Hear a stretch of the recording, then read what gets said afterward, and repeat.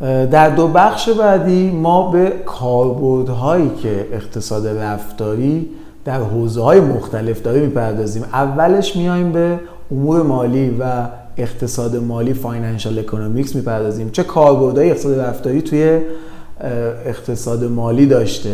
توی اقتصاد مالی سنتی فرض بر این بود که سرمایه‌گذارها افراد عقلانی هستن، بازارها کارها هستن، قیمت‌ها بازتابی دقیق از تمام اطلاعات موجودن. اما اقتصاد رفتاری میگه اگر این حرفا درست بود، حباب‌ها، سقوط‌ها و تصمیم‌های عجیبی که سرمایه‌گذاران میگیرن چجوری باید اونا رو توضیح بدیم؟ اینجا جایی است که امور مالی رفتاری وارد میشه. امور مالی رفتاری یا behavioral finance تلاشی هستش برای توضیح رفتار سرمایه‌گذاران واقعی، نه ایدئال. تحلیل تصمیم‌های بازار مالی با استفاده از روانشناسی و اصلاح مدل‌های اقتصادی که رفتار انسان رو بیش از حد ساده سازی کرده بودند. رفتارهای غیر عقلانی تو بازار چند تا مثال داره. سرمایه‌گذاری که از فروش با ضرر فرار میکنن. توی بازار واقعی سرمایه‌گذاران سهام‌هایی که سود کردن رو سریع میفروشن، ولی سهام‌های ضررده رو نگه می‌دارن با امید اینکه دوباره بالا برن. رفتار عقلانی چیه؟ رفتار عقلانی اینه که سهمی که سودش کمه ولی رشد داره رو باید نگه داریم، ولی سهم ضررده رو باید بفروشیم. رفتار عقلانی چیه؟ سهمی که سودش کم هست ولی رشد داره رو باید نگه داریم، ولی سهمی که ضرر میده رو باید بفروشیم. اما رفتار واقعی که ما میبینیم چیه؟ ما میخوایم شکست رو نپذیریم. حس باخت برای ما دردناکه به خاطر زیانگوییمون، پس سهام ضررده رو به امید کسب سود نگه میداریم. این اتفاقی هستش که توی رفتار ما توی بازارهای مالی اتفاق میفته. و پدیده حسابداری ذهنی سرمایه گذاری چه نقشه‌ای ایفا میکنه؟ ما سهام پر ریسک رو برای پول اضافه‌مون در نظر بگیریم و اوراق قرضه و ایمان رو برای پول بازنشستگیمون، در حالی که از نظر مالی پول باید در هر حساب بر اساس بازده و ریسکش مدیریت بشه، نه احساس ما. و معاملات بیش از حد وجود داره. تیلر و همکاراش نشون دادن سرمایه‌گذار عادی بیشتر از اون چیزی که لازم است معامله میکنن. این کار نه تنها بازده رو افزایش نمیده بلکه هزینه رو بالا میبره. چرا؟ چون افراد اعتماد به نفس بیش از حد دارن و فکر میکنن از بازار جلوترن. و بحث دیگه حباب‌ها و سقوط‌هاست. آیا بازار واقعا کارا هستش؟ تو نظریه بازارهای کارا قیمت‌ها همیشه نماینده اطلاعات موجود هستن. نظریه بازار کارا اینو میگه، اما در عمل ما شاهد حباب‌های قیمتی بزرگی بودیم. حباب .com تو سال 2000 شرکت‌هایی که سودشون صفر بود ولی ارزش میلیاردی داشتن، و حباب قیمتی مسکن تو آمریکا تو سال 2008 قیمت خونه‌ها به طرز غیر واقعی خیلی بالا رفت و بعدش سقوط آزاد داشت. اگر بازار عقلانی، یعنی اتفاقا نباید بیفته. و اینجا میپردازیم به نقدی که آقای تیلر به نظریه بازار کارا داشت. نظریه بازار کارا چی میگفت؟ میگفت قیمت‌ها همیشه درستن، اگر سهمی پایینه دلیل داره، با ما نمیتونیم بازار رو شکست بدیم. اما اقتصاد رفتاری میگه واقعیت بازار شبیه به یک ماشین بی احساس نیست، بلکه پر از احساسات، ترس، طمع، هیجان و شایعه است. و این احساسات، ترس و شایعات هستن که بازار رو تغییر میدن، باعث میشن که قیمت‌ها بالا و پایین بشن به صورت غیر واقعی. همکاری که آقای تیلر انجام میده با رابرت شیلر یک گامی است برای تحلیل رفتارهای بازار. آقای رابرت شیلر برنده نوبل اقتصاد در سال 2013 است، یعنی 4 سال قبل از آقای تیلر ایشون نوبل اقتصاد گرفته. شیلر نشون میده نوسان بازار بیشتر از نوسان سود واقعی شرکت‌ها. این یعنی قیمت‌ها فقط از اطلاعات اقتصادی پیروی نمی‌کنن، بلکه رفتار جمعی انسان‌ها روی اونها تأثیر میذاره. و کاربردهایی که امور مالی رفتاری تو دنیای واقعی داره تو چند حوزه قابل بحثه. برای سرمایه‌گذاران کاربرد اولش اینه که باعث میشه اونها از تصمیمات هیجانی دور بشن، خرید و فروش نکنن بر اساس ترس و شایعه، و تنظیم پورتفولیوشون رو بر اساس واقعیت انجام بدن، نه احساس. یعنی بررسی بازده واقعی، نه اون حساب‌های ذهنیشون. و کاربرد دومش برای شرکت‌های سرمایه‌گذاری مشاوره‌هایی با لحاظ احساسات، ترجیحات و سوگیری‌های سرمایه‌گذارها انجام بدن شرکت‌های سرمایه‌گذاری. و کاربردی که امور مالی رفتاری برای سیاست‌گذار داره اینه که میتونن سیستم‌هایی رو طراحی کنن که جلوی تصمیمات مخرب هیجانی رو بگیره. مثلا تو زمان سقوط بازار یک محدودیت فروشی بذارن و دقیقا شما این محدودیت فروش در زمان سقوط مشابهش رو در داخل کشور هم دیدید که یک محدودیت نوسانی رو سازمان بورس اومد برای سهام لحاظ کرد و در شرایطی که منطقه ما متشنج بود، شرایط جنگی وجود داشت در اطراف کشور، اومدن یک محدودیت نوسانی گذاشتند و گفتن که سهام از یک حدی بیشتر نمیتونه افزایش یا کاهش پیدا کنه. جنبندی بحث امور مالی رفتاری این هستش که اگر انسان غیر عقلانی است، بازار هم غیر عقلانی میشه. تیلر میگه تا وقتی انسان‌ها سرمایه گذارند، بازارها کامل و بی‌نقص نخواهند بود. فقط وقتی که ربات‌ها باشن سرمایه گذار، ربات‌های هوشمند، اون موقع است که ما میتونیم بگیم یک بازاری کامل و بی‌نقصه. امور مالی رفتاری تلاش میکنه رفتارهای مالی واقعی انسان‌ها رو بفهمه، خطاهای ذهنی رو شناسایی کنه و راه حل‌هایی رو برای کاهش خسارت‌های مالی ناشی از کج رفتاری‌ها ارائه بده. توی بحث بعدی و گفتار بعدیمون ما به کاربردهای اقتصاد رفتاری در سیاست گذاری میپردازیم، سیاست‌های عمومی که دولت‌ها میذارن. ریچارد تیلر به یک پرسش کلیدی میپردازه: اگر انسان‌ها همیشه منطقی تصمیم نمیگیرن، آیا دولت‌ها باید به آنها کمک کنن تا انتخاب‌های بهتری داشته باشند؟ و خب تو اقتصاد سنتی اصل بر اینه که دولت نباید تو تصمیم گیری‌های فردی دخالت کنه مگر اینکه برای تنظیم بازار یا تامین امنیت باشه. اما اقتصاد رفتاری پیشنهاد میده که دولت میتونه بدون اجبار با طراحی هوشمندانه محیط انتخاب به مردم کمک کنه تا رفتارهای بهتری داشته باشن. این ایده در نهایت منجر شد به اینکه مفهوم تلنگر توسط تیلر و آقای سانستین توسعه پیدا کنه. ما کتابی هم داریم که یک کتاب مهمی است در حوزه اقتصاد رفتاری که به فارسی هم ترجمه شده به اسم تلنگر یا سقلمه یا همون مفهوم ناج. و نارسایی‌های عقلانیت انسان در زندگی روزمره نشون میده که ما به سختی پس انداز میکنیم، بیمه‌های اشتباه میخریم. تیلر یه مثالهایی از دنیای واقعی میاره که نشون میده که افراد به سختی پس انداز میکنن، بیمه‌های اشتباه میخرن، غذاهای ناسالم میخورن و در زمانهای پرخطر رانندگی میکنن و حتی اشتباهات ساده و پرهزینه تو مالیات و رأی‌گیری مرتکب میشن. این اشتباهات رو نشون میده که سیستماتیک نه تصادفی. پس اگر دولت به شیوه غیر تحمیلی کمک کنه میتونه رفتارهای عمومی رو بهبود بده. ایده اصلیش اینه که دخالت نرم کنه به جای اجبار. توی اقتصاد رفتاری دولت به جای قوانین سختگیرانه میتونه از ابزارهایی مثل تلنگر استفاده کنه. تلنگر یعنی یک مداخله کوچک و بدون اجبار در طراحی محیط تصمیم گیری که افراد رو به تصمیم بهتر هدایت میکنه. رویکردی که پشت این تلنگر قرار داره همون چیزیه که تیلر و سانستین به اون قیم معابی آزادیخواهانه میگن: هدایت نرم به سوی تصمیم بهتر بدون اجبار یا حذف آزادی.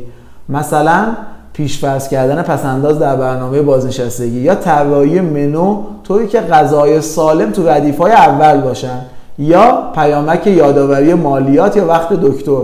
این روش‌ها بخشی از مفهومی به نام معماری انتخابن، روشی که با تغییر نحوه ارائه گزینه‌ها مردم رو به انتخاب‌های بهتر سوق میده بدون اینکه آزادیشون رو محدود کنه.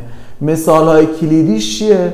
مثلا میان یه پیامکی میدن میگن که 90% همسایه‌های شما مالیات خودشون رو پرداخت کردن و وقتی که این پیامک ها رو دادن و یک تلنگری رو به افراد زدن، نرخ پرداخت مالیات به شکل چشمگیری افزایش پیدا کرده. شما مثلا توی این فصل و توی این ایام میبینید توی ایام گرم سال که چنین پیامک هایی از طرف اداره برق هم میاد. مثلا همین چند روز پیش یه پیامکی برای ما اومده بود که شما از 73% از همسایه‌هاتون بیشتر برق مصرف کردید. دقیقاً بر اساس همین ایده هستش، ایده رفتاری هستش که یک تلنگری رو به شما میزنن که باعث میشه که مصرف برق شما کاهش پیدا کنه، مخصوصا الان که ما با ناترازی انرژی مواجه هستیم تو کشورمون. و چرا این اتفاق میفته؟ چرا؟ چون حس تعلق اجتماعی وجود داره. ما خودمون رو با رفتار دیگران مقایسه میکنیم و بر اساس این رفتار ما تغییر میکنه.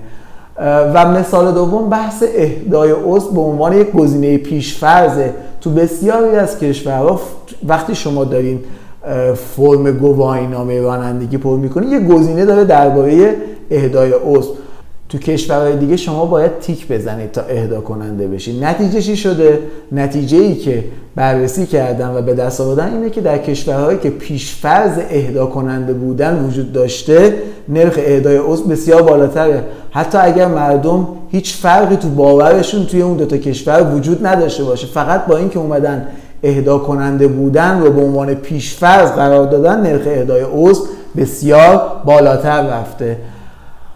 و بحث دیگهش توی بحث همون پس‌انداز بازنشستگی و ثبت نام خودکاره. تو آمریکا زمانی افرادی باید خودشون اقدام میکردن برای ثبت نام تو طرح بازنشستگی، اما بسیاریشون اصلا این کارو نمیکردن، نه به خاطر بی‌علاقگی بلکه به خاطر دلایلی مثل تعویق، پیچیدگی‌های فرم، فراموشی یا اهمال‌کاریشون.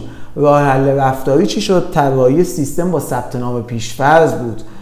فقط اگر کسی نمیخواد باید خودش انصراف بده و به طور کلی همه افراد به صورت پیش‌فرض ثبت نام می‌شدن.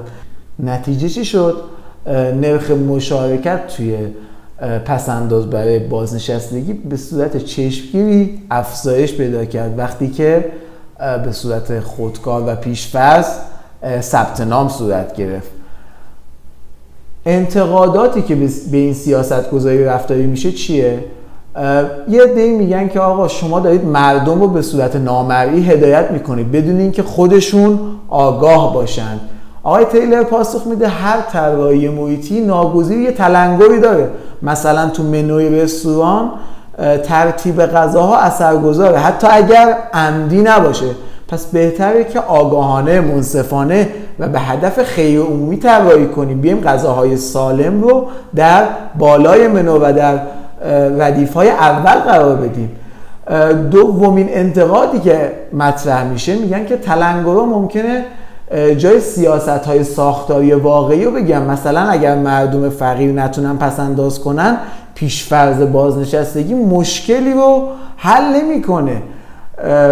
پاسخی که آقای تیلر میدیم که اقتصاد رفتاری نباید جای اصلاحات ساختاری رو بگیره بلکه باید اونا رو تکمیل کنه.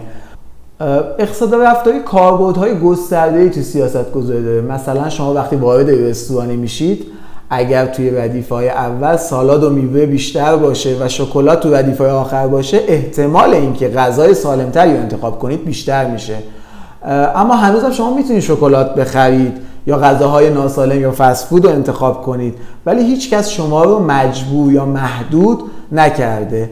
پس به خاطر همون تغییر چیدمان یا همون قرار دادن غذاهای سالم، سالاد و میوه تو ردیف‌های اول، شما احتمال اینکه غذای سالم انتخاب کنید بیشتره. این یعنی همون معماری انتخاب خوب، یعنی محیط طراحی شده طوری باشه که شما یک تلنگر ملایمی بخورید برای اینکه انتخاب‌های بهتری رو انجام بدید، ولی هیچ اجباری وجود نداره. کاربردهای دیگه‌اش مثل پیامکی هستش که برای مصرف دارو به شما میدن که الان شما باید داروتون رو مصرف کنید. خب این یک تلنگری به شما میده که یک انتخاب بهتری رو انجام بدید، مصرف داروتون رو به موقع انجام بدید. یا بسته‌بندی‌های پاکت‌های سیگار که معمولاً حاوی تصاویر هشدار دهنده هستش که به شما این تلنگر رو میزنه که اگر شما این محصول رو مصرف میکنید ممکنه یک سری عواقب ناخوشایندی رو برای شما به همراه داشته باشه. تو مصرف انرژی هم خدمتتون عرض کردم، شما قبضی رو به شما میدن که شما رو مقایسه کردن با مصرف همسایگانتون. مثلا نشون میده که شما بیش از مثلا مصرف همسایگانتون دارین مصرف میکنید، پس این رو به شما یک تلنگری میزنه که مصرفتون رو کمتر کنید. این خب قطعاً میتونه تاثیرگذار باشه روی رفتار شما. یا اینکه نصب کنترل‌های هوشمند که هزینه لحظه‌ای شما رو نمایش میده. تو بحث آموزش هم میتونه تأثیرات مختلفی داشته باشه. مثلا ساده سازی فرم‌های ثبت نام مدارس به طور تجربی نشون داده که نرخ ثبت نام مدارس رو تونسته به طور قابل توجهی افزایش بده. اگر ما بخوایم جمع‌بندی کنیم بحث تأثیر اقتصاد رفتاری در سیاست‌گذاری عمومی و دولت میتونه بدون زور گفتن کمک کنه به افراد. اقتصاد رفتاری نمیخواد آزادی‌های مردم رو بگیره، نمیخواد جایگزین سیاست‌های اجتماعی بشه، بلکه هدفش اینه که سیستم‌ها رو طوری طراحی کنه که انتخاب‌های خوب ساده‌تر و طبیعی‌تر بشن و انسان واقعی همیشه عقلانی نیست، ولی میتونه با کمی کمک و تلنگر تصمیم‌های بسیار بهتری بگیره. توی این بخش انسان اقتصادی در برابر انسان واقعی قرار گرفته و یک مقایسه نهایی آقای تیلر انجام میده. میگه که انسان اقتصادی و انسان واقعی یه سری تفاوت‌ها دارن. انسان اقتصادی انسانی هستش که منطقی، بی احساس، خودخواه، با اراده قویه، ولی انسان واقعی که ما تو جامعه مشاهده میکنیم احساسی، خطاپذیر، گاهی تنبل و گاهی هم ولخرجه. انسان اقتصادی همیشه بهترین انتخاب رو انجام میده، ولی انسان واقعی تحت تاثیر نقطه مرجع دیگران و حس عدالت قرار میگیره. انسان اقتصادی گذشته یا آینده روی تصمیمش اثر نمیذاره، ولی انسان واقعی با تأخیر انداختن کارها و ضعف در خودکنترلی مواجه هستش. انسان اقتصادی زیان و سود رو به یک اندازه میسنجه، ولی انسان واقعی بیشتر از سود از ضرر میترسه. آقای تیلر میگه مدل ها باید شبیه انسان واقعی باشن، نه انسان اقتصادی. اگر ما بخوایم مرور کنیم آموزه هایی که اقتصاد رفتاری برای ما داشته، اینه که ما باید کج رفتاری ها رو فهرست کنیم، آزمایش های واقعی و ملموسی رو طراحی کنیم و بعد بیایم به تحلیل داده های بازار و مصرف کننده بپردازیم. پس ما باید مدل هایی رو بسازیم که با واقعیت هماهنگ هستن. برخلاف اقتصاد سنتی، توی اقتصاد رفتاری تصمیم ها توی زمین ها و محیط خاص شکل میگیرن. احساساتی مثل ترس، امید، حس باخت و بی‌عدالتی، اینا همه تأثیرگذارن. پیش‌فرض ها، نحوه نمایش گزینه‌ها و حتی ترتیب کلمات ممکنه نتایج رو تغییر بده. و کاربردهایی که اقتصاد رفتاری داره، اقتصاد رفتاری کاربردهای فراوانی داره.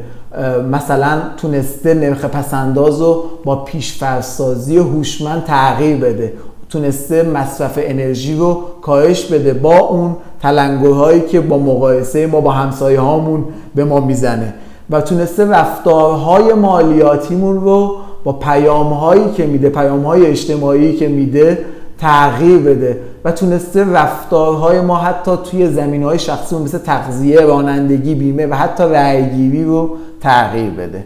انتقاداتی هم همچنان باقی مونده بر اقتصاد رفتاری. برخی میگن این رفتاری بودن فقط جزئیات. اقتصاددانان سنتی میگن شما فقط حاشیه‌ها رو اصلاح میکنید، مدل اصلی هنوز معتبره. اما تیلر معتقده که رفتارهای غیر عقلانی فقط استثناء نیستن، یک نوع قاعده‌اند، چون سیستماتیکن، چون تکرارپذیرن، تصادفی نیستن. بنابراین باید درون مدل‌ها گنجونده بشن و به عنوان اصلاح موقت نباید شما اونا رو در نظر بگیرید. عده‌ای هنوز این انتقاد رو با آقای تیلر و همکاراشون در حوزه اقتصاد رفتاری وارد میکنن که شما دارید دولت‌ها و شرکت‌ها رو ترغیب میکنید که رفتار افراد رو مهندسی کنن با اون تلنگرهاشون. اما آقای تیلر پاسخ میده که همه انتخابات تو یک محیطی قرار میگیرن و هیچگاه این محیط‌های تصمیم گیری خنثی نیستن. پس اگر ما قرار اثر بگذاریم روی تصمیمات افراد، چرا مدل‌هایی رو طراحی نکنیم که به نفع مردم باشن؟ پس اگر ما بخوایم به صورت جمع‌بندی این مسائل رو مطرح کنیم، توی آینده ما باید چیکار کنیم؟ چه نگاهی باید به آینده داشته باشیم؟ آقای تیلر چند تا توصیه برای آینده علم اقتصاد داره. اول اینکه روانشناسی رو ما بیایم وارد مدل هامون کنیم. همونطوری که فیزیک زیست شناسی رو جدی میگیره، اقتصاد هم باید روانشناسی رو بپذیره. دومین توصیه آقای تیلر اینه که آزمایش و داده رو شما جدی بگیرین. فرضیه بدون آزمون فقط یه دونه باوره. اقتصاد رفتاری باید بر شواهد تجربی تکیه کنه و علم اقتصاد در کل باید به شواهد تجربی تکیه کنه، نه فقط ریاضی. و آقای تیلر توصیه میکنه که ما به دنبال طراحی سیاست‌هایی باشیم که با انسان واقعی کار کنن، نه یک انسان فرضیه که تو مدل‌های اقتصاد سنتی به کار گرفته میشه. مدل‌هایی رو باید بسازیم که تنبلی و تعویق رو در نظر بگیرن، سوگیری‌های ذهنی رو بشناسن و تصمیم‌های بهتر و ساده‌تر و در دسترس‌تر در اختیار افراد قرار بدند. به عنوان جمع‌بندی نهایی ما باید بگیم که کج‌رفتاری‌های انسان‌ها نه تهدیدی برای علم اقتصادن، بلکه یک فرصتی برای بهتر کردن اونها هستن. اقتصاد رفتاری اومده که انسان‌ها رو تو مدل‌ها زنده کنه، سیاست‌ها رو با تجربه هماهنگ کنه و اقتصاد رو از برج عاج فرمولا پایین بیاره و به کوچه‌های زندگی ببره. خیلی متشکرم ازتون که این زمان رو گذاشتید و به صحبت‌های من گوش دادید. به عنوان یک توصیه خدمت دوستان و همکاران عزیزم در مجموعه اقتصاد دارایی عرض می‌کنم که علاوه بر این کتاب کج‌رفتاری آقای تیلر یا همون میس بیهیوینگ، میتونن به کتاب‌های تلنگر و فقر احمق میکند که کتاب‌هایی هستن که در حوزه اقتصاد رفتاری هستند مراجعه کنن و مطالعات بیشتری داشته باشن. در این دوره ما فقط تونستیم یک کلیاتی رو در مورد تاریخچه و شکل‌گیری اقتصاد رفتاری داشته باشیم، خدمتتون باشیم در مورد اینکه چگونه این ایده های اقتصاد رفتاری شکل گرفت و از کجا نشأت گرفت، این اقتصاد رفتاری چجوری شکل گرفت و چه مواردی و چه مفاهیمی توی اقتصاد رفتاری هستن که مهم هستن. اینا رو سعی کردیم به صورت کلی خدمتتون بگیم و کاربردها و مثالهایی که این موارد و این یافته‌های اقتصاد رفتاری تا کنون داشته چه چیزهایی بوده. البته میتونیم در آینده خیلی جزئی تر بیایم در مورد اقتصاد مالی رفتاری، اون رفتارهایی که توی بحث‌های سرمایه گذاری و بازار سهام خیلی میتونه تأثیرگذار باشه و برای افراد مفید باشه، اونها رو هم خدمتتون بگیم. اما برای اقتصاد رفتاری و کلیات اقتصاد رفتاری برای این دوره 2-3 ساعته همین میزان از نظر بنده کفایت میکنه. امیدوارم که تندرست و سلامت باشید.